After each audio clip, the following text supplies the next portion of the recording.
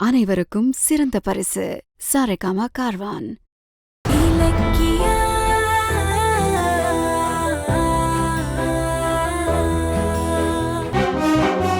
சத்தியமா என்னம்மா, நான் எதுக்கு போய் சொல்ல போறேன்? சரி, ஆனா அவ வர்றதுக்கு முன்னாடி ரேவதி எதுக்காக போனை காட்டி உங்களை மிரட்டிட்டு இருந்தா? அது இலக்கியா அந்த வீடியோவை ரேவதி கிட்ட எப்படியே கொடுத்துட்டா. இப்ப அவங்க 2 பேரும் சேர்ந்துக்கிட்டு என்ன பிளாக்மெயில் பண்றாங்க.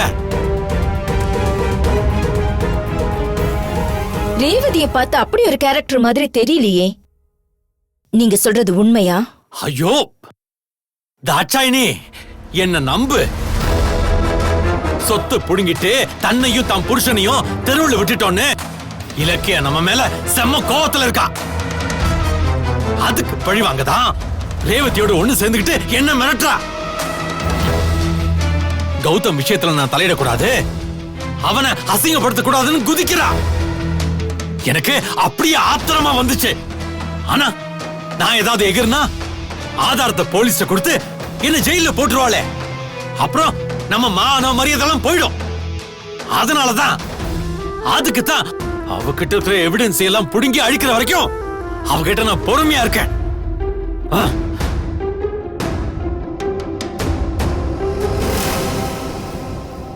இல்லன்னா இந்த எஸ்எஸ்கேவை யாராவது மிரட்ட முடியுமா?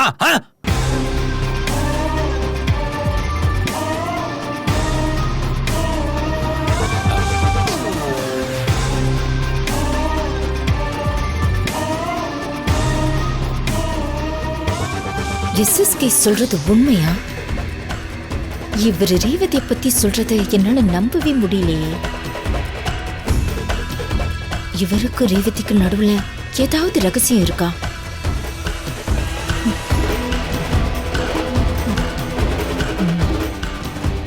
கண்டுபிடிக்கிறேன், சீக்கிரமே கண்டுபிடிக்கிறேன்.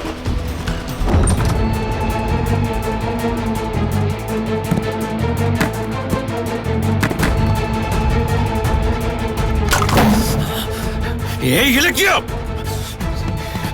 ஏய் இலக்கியா, சிங்கம் மாதிரி இருந்த என்ன அந்த தாட்சாயினி முன்னாடி நாய் மாதிரி நடுங்க வச்சிட்டல. நீயும் ரேவதியும் அந்த ஆதாரத்தை வச்சுக்கிட்டு ரொம்ப ஆட்டம் ஆடுறீங்க. கட்டுறேன், எல்லாத்துக்கும் சீக்கிரமா முடிவு கட்டுறேன்.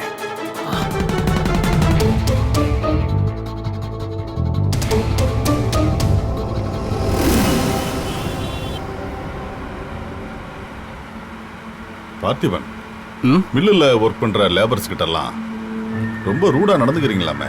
யார் சொன்னா? நியூஸ் வந்துச்சு. நம்ம பிசினஸோட பலமே நம்ம தொழிலாளர்கள் தானே உங்க மாமா அடிக்கடி என்கிட்ட சொல்லுவாரு. கொஞ்சம் பார்த்து காமா டீல் பண்ணப்பா. என் மாமா என்ன நம்பாம மில்லோட நிர்வாகத்தை உன்கிட்ட கொடுத்துட்டாருன்னு ரொம்ப ஆடாதடா.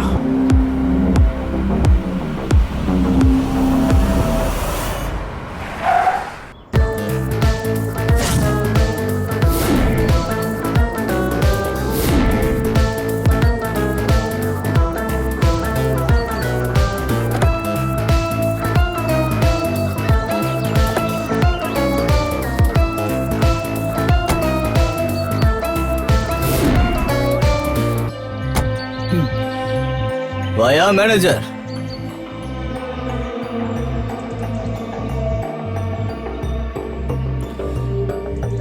யூனியன் லீடரா கெத்தா இருந்த என்ன வேலையை விட்டு தூக்கி என்ன நடுத்தருவ நிக்க வச்சுட்டு நீ மட்டும் அதே தெருவுல ஏசி கார்ல போவியா?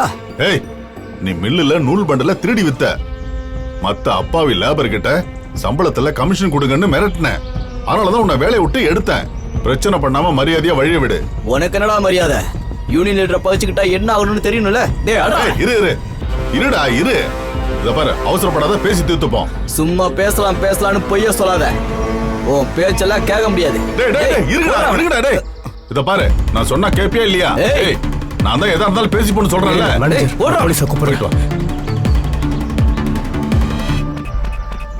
இத பாரு, எதா இருந்தாலும் முதலாளி கிட்ட பேசிக்கலாம். நான் பேசுறேன். பேச்ச கேட்கலாம் நான் தயாரா இல்ல.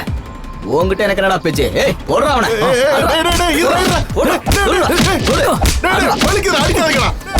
அந்த யூனியன் லீடர் மேனேஜரை கொல்றதுன்னு முடிவோட வந்திருக்கான் போல இருக்கே. எப்படியோ மில்லுல நமக்கு இருந்த ஒரே தொந்தரவு இதோட முடிஞ்சது. புடிடா அவனை. என்னடா பண்ண போறீங்க? இன்னையோட நீ செத்தடா. டேய் கஜபதி, தயவு செஞ்சு நான் சொல்றதை கேளுடா. டேய் என்ன ஒண்ணும் பண்ணிடாதடா. டேய் நான் சொல்றதை நம்புடா. நான் முதல்ல என்கிட்ட பேசி எப்படியாவது வேலையை போட்டு கொடுத்துறேன்டா. ஐயோ என்னைய வேலையை விட்டு தூக்குற நீ செத்தடா. என்னை விட்டுறா. ஏய்.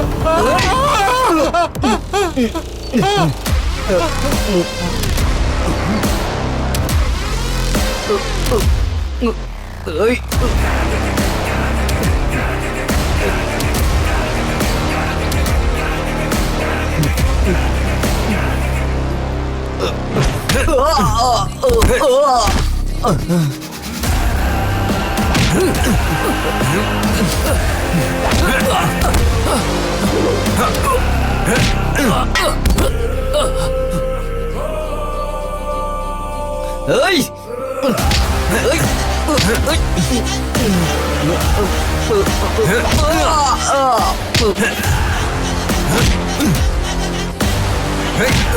ஏய். வந்துடா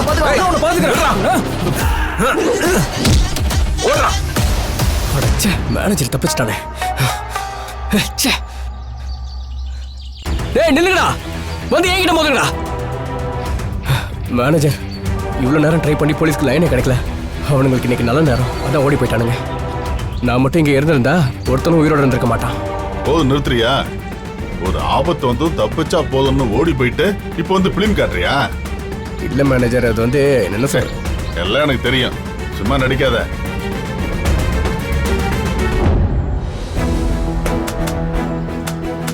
என்ன சார் உங்களுக்கு ஏதாவது அடிக்கடி படலாம்ல? இல்ல சார், போலாமா? இல்ல அதெல்லாம் ஒண்ணும் இல்ல. சரியான நேரத்துல வந்து என்ன காப்பாத்துறீங்க. அம்மா யார் சார் அவங்க? எதுக்கு உங்களை கொல்ல பார்த்தாங்க? அவன் எங்க கம்பெனில யூனியன் லீடரா இருந்தவன். செஞ்ச தப்புக்கு தண்டனை கொடுத்தேன், அதுக்கு என்ன அவன் கொல்ல வரான். சரி அதை விடுங்க. அப்புறம் சார், உங்களுக்கு நான் எப்படி நன்றி சொல்றதுன்னே தெரியல. என் உயிரையே நீங்க காப்பாத்திருக்கீங்க. நான் ஏதாச்சும் உங்களுக்கு செய்யணுமே. சார் ஒரு நிமிஷம் இருங்க. சார் சார்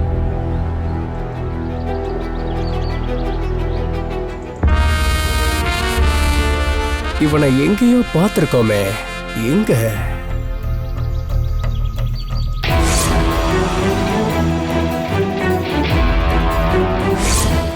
ஓ இவனா? அன்னைக்கு பூஜாவை காப்பாத்தி நம்ம பிளானையே கெடுத்த மேல வேணாம். தம்பி இந்தாங்க. எதுக்கு? நீங்க என்ன காப்பாத்துறதுக்காக உங்களுக்கு ஒரு சின்ன கிஃப்ட் இந்தாங்க, வாங்கிக்கோங்க ப்ளீஸ். இல்ல சார், என் கண்ணு முன்னாடி ஒரு உயிர் போறத பார்த்துட்டு சும்மா இருக்க முடியாது. அதான் நான் உங்களை காப்பாத்துறேன். மத்தபடி உங்க கிஃப்ட்டுக்காகலாம் வேணாம் சார். இந்த பணத்தை விட உங்க உயிர் ரொம்ப வேல்யூவானது. இனிமேல் அதை கொஞ்சம் கேர்ஃபுல்லா இருங்க. நான் வரேன். ஒரு நிமிஷம். நீங்க இல்லைன்னா நான் இப்ப உயிரோடவே இருக்க மாட்டேன். அந்த சந்தோஷத்துல தான் இந்த பணத்தை கொடுத்தேன். நீங்க இப்படி ஒரு ஜெனுவன் பர்சனா இருப்பீங்கன்னு நான் கொஞ்சம் கூட நினைக்கல. ஆனா நீங்க எனக்கு செஞ்ச உதவிக்கு நான் மறுபடியும் ஏதாவது செஞ்சே ஆகணும். உங்களுக்கு என்ன வேணும்னு கேளுங்களேன் ப்ளீஸ். எனக்கு இப்ப தேவை ஒரு வேலை தான் சார். அது விஷயமா இன்னைக்கு ஒரு காட்டன் மில்லுக்கு வர சொல்லிருக்காங்க. அங்கதான் போய்கிட்டு இருக்கேன். எந்த காட்டன் மில் சார்? அது Pooja cotton mill sir. Pooja cotton மில்ஸா? ஆமா சார். அப்போ உங்களுக்கு வேலை கன்ஃபார்ம்னு நினைச்சுக்கங்க. எப்படி சொல்றீங்க சார்? அந்த மில்லோட மேனேஜரே நான் தான் சார்.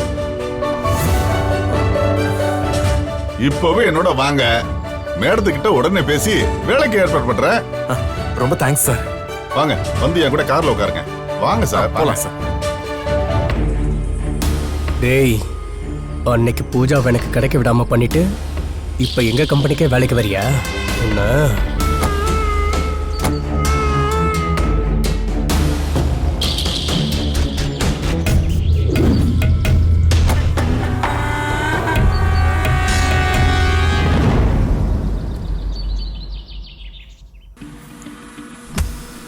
இந்தாங்க. இலக்கியா, நான் எடுத்து வச்சுக்கிறேன். எனக்கு கொஞ்சம் தண்ணி எடுத்துட்டு வரியா? உடம்பு சரியில்லை. சரி, நான் போய் எடுத்துட்டு வந்துட்டேன்.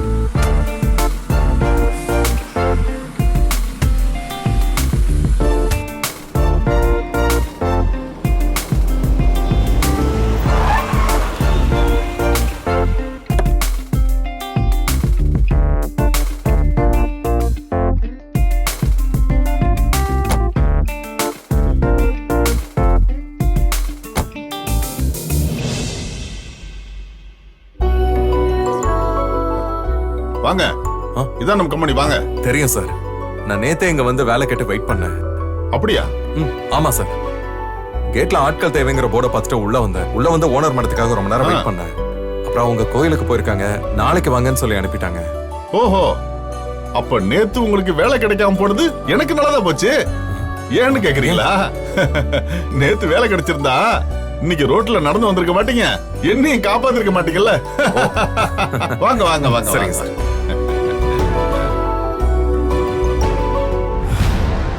இவன் நேத்து எப்ப நம்ம மில்லுக்கு வந்தான்? தெரிஞ்சிருந்தா அப்பவே வேலை இல்லைன்னு துரத்தி விட்டுருப்பனே.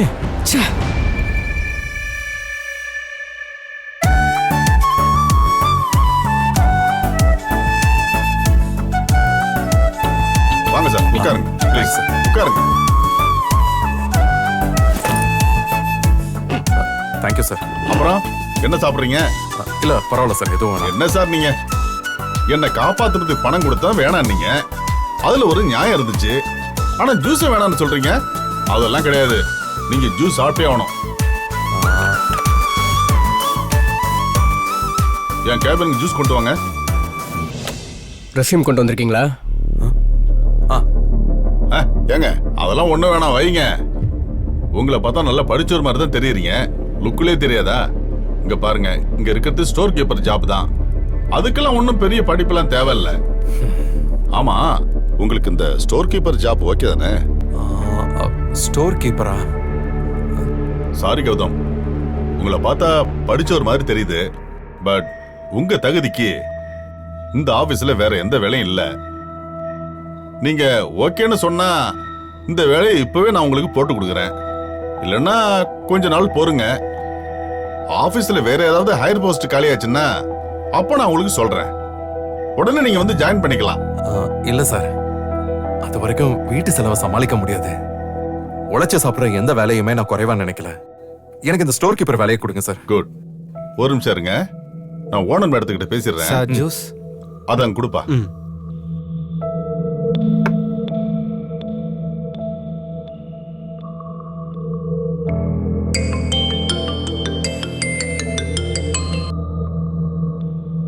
சொல்லுங்க அங்கிள். அம்மா, நம்ம கம்பெனில ஸ்டோர் கீப்பர் வேலை காலியா இருந்துச்சுல்ல, அதுக்கு ஒருத்தரை செலக்ட் பண்ணிருக்கம்மா. நீ ஒரு தடவை அவரை இன்டர்வியூ பண்ணிடுறியா? நீங்க செலக்ட் பண்ண பெட்டரா தான் இருக்கும் அங்கிள். இதுல நான் வேற எதுக்கு தனியா இன்டர்வியூ பண்ணனும்? நீங்களே பார்த்து அப்பாயிண்ட் பண்ணிடுங்க. ஓகே ஓகேம்மா, ஓகே. இவரை பத்தி உங்ககிட்ட ஒண்ணு சொல்லணும். நான் மில்லுக்கு வரும்போது நம்ம யூனியன் லீடர் கஜபதி இருக்கான்ல, வழிமறிச்சு அட்டாக் பண்ண பார்த்தாமா. ஐயோ, அப்புறம் என்ன ஆச்சு? பயப்படாதம்மா. அப்போ அந்த நேரம் பார்த்து இவர் வந்து அவனுங்களை அடிச்சு துரத்தி என்னை காப்பாத்தினாரு. அப்படியா அங்கிள்? ஆமாமா. நாம வேணா அவங்க மேல போலீஸ்ல கம்ப்ளைண்ட் பண்ணலாமா? அதெல்லாம் வேணாமா. ஒன்ன போராட்டம் அது இதுன்னு ஏதாவது ஆரம்பிப்பானுமா, நம்ம மில்லு பெரிய கெடுத்துருவானுங்க. அதனாலதான் அப்படியே விட்டுட்டோமா. அப்புறம் என்னை காப்பாத்தினார்ல, அவரு நம்ம கம்பெனிக்கு தான் வேலை கேட்டு வந்திருக்காரு. உடனே அவரை கூட்டிட்டு வந்து ஏதாவது பண்ணி ஆகணும்னு ஸ்டோர் கீப்பர் வேலை கொடுத்துட்டேன். Super uncle. நீங்க எது செஞ்சாலும் அது கரெக்டா தான் இருக்கும். ஓகேம்மா, நான் வச்சிடுறேன். தேங்க்யூமா, பாய். மேடம் ஓகே சொல்லிட்டாங்க. நீங்க இன்னைக்கே ஜாயின் பண்றீங்களா இல்ல நாளைக்கு வரீங்களா? இல்ல சார், நான் இப்பவே ஜாயின் பண்ணிக்கிறேன். ஓகே. பார்த்திபன், சார உடனே கூட்டிட்டு போய் ஸ்டோர் ரூம் எல்லாம் காமிச்சு வேலையை பத்தி அவர்கிட்ட சொல்லிடு. சரிங்க சார். கௌதம், ஜூஸ் குடிச்சிருப்பாங்க, குடிச்சிட்டு போங்க சார். நான் வெளியில இருக்கேன், ஜூஸ் குடிச்சிட்டு வாங்க. சரி. சாப்பிடுங்க.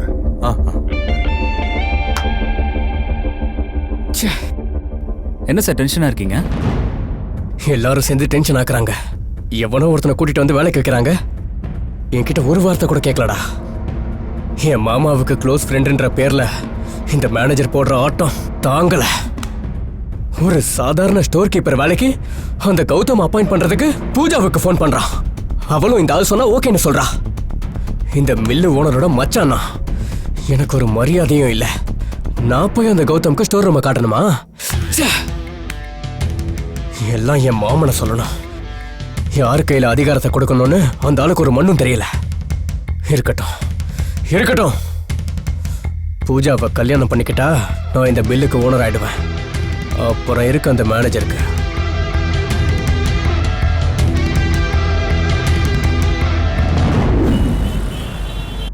வணக்கம் சார். வாங்க வாங்க வாங்க. உட்காருங்க. எப்படி இருக்கீங்க? நல்லா இருக்கேன். ஏன்னா கார்த்திக், நான் கௌதம ஏமாத்தி வாங்கி கொடுத்த கழுத்தை வச்சு நீங்க சொத்துக்கு ஓனர் ஆயிட்டீங்க. வாழ்த்துக்கள். என்னதான் கார்த்திக் சொத்துக்கு ஓனர் ஆனாலும் கம்பெனியை ப்ராஃபிட்டபிளா மாத்தி சேர்மனா சக்சஸ் ஆகணுமே, அது விஷயமா தான் உங்களை பார்க்க வந்திருக்கோம். அதுக்கு நான் என்ன பண்ணணும் மேடம்? எம்வாக் மால் ப்ராஜெக்ட் அக்ரிமெண்டோட நிக்குது. அதை எப்போ ஸ்டார்ட் பண்ணலாம் தான் கேட்க வந்தோம். நல்ல விஷயம் தான் நீங்க கேக்குறது. ஆனா அது எப்படி முடியும்? அந்த ப்ராஜெக்ட் கௌதம் சைன் பண்ணது. அவர் தான் இப்ப கம்பெனிலே இல்லையே.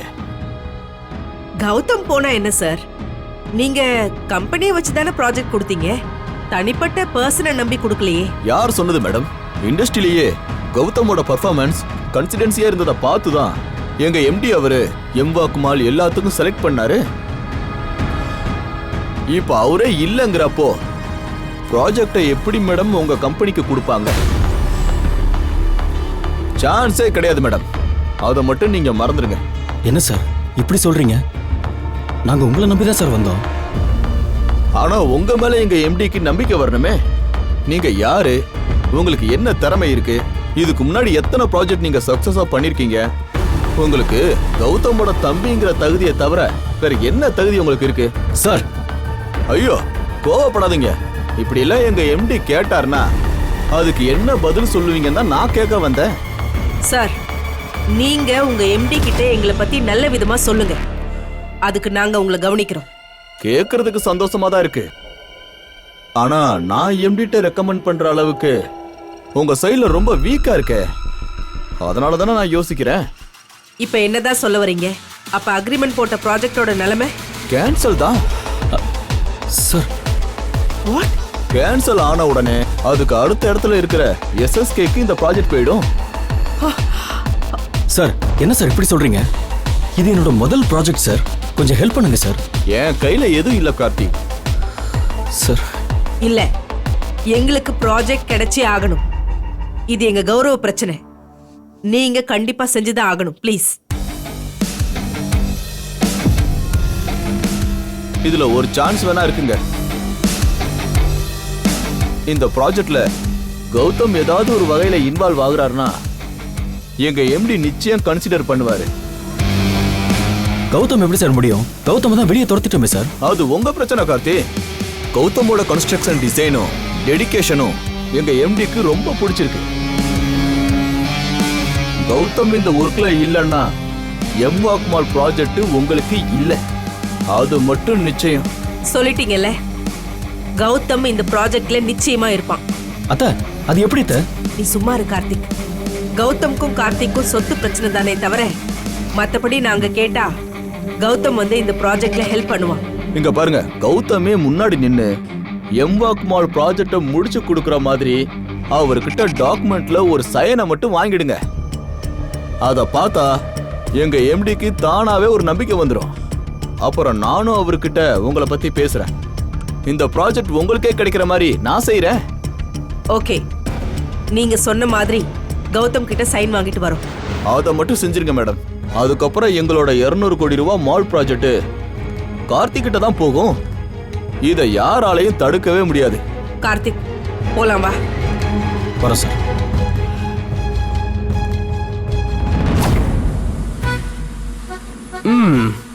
எப்படியோ மேனேஜரோட உயிரை காப்பாத்தி வேலையை வாங்கிட்டீங்க. இல்ல சார், நான் காப்பாத்தும் போது அவர் மேனேஜர்னு தெரியாது. எனக்கு அவரோட உயிர் மட்டும் தான் தெரிஞ்சது. ஆமா, என்ன யாருன்னு தெரியுமா? தெரியலையே சார். நான் தான் இந்த மில்லோட ஓனர். ஓனர் மாதிரி. ஓஹோ, இது எங்க மாமாவோட மில்லு. இங்க எல்லாமே நான் தான். ஆஹா.